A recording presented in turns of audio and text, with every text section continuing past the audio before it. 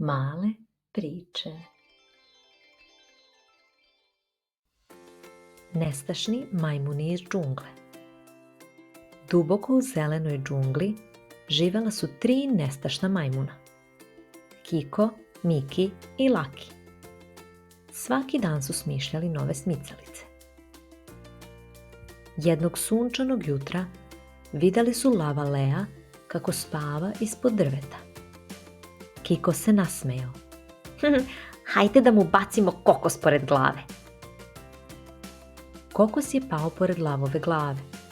Lav Leo je skočio u vis. Šešir mu je pao na oči, a majmunčići su pobegli smejući se. Kasnije su vidjeli Medu Boru kako jede med.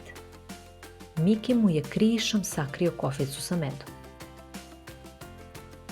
Tukan Tiko je skupljao voće za ručak.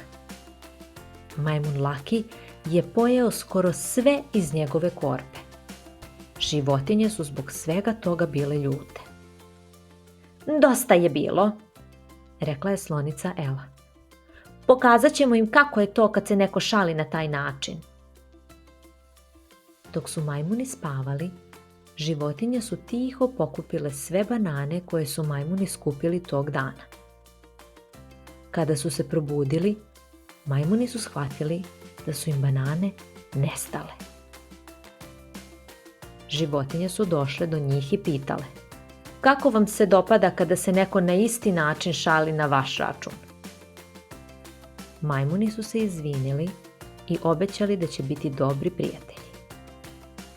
Svi su seli u krug i delili banane, smejući se i pričajući priče. Majmuni su smislili nove šale koje su bile zabavne i njihovim novim prijateljima.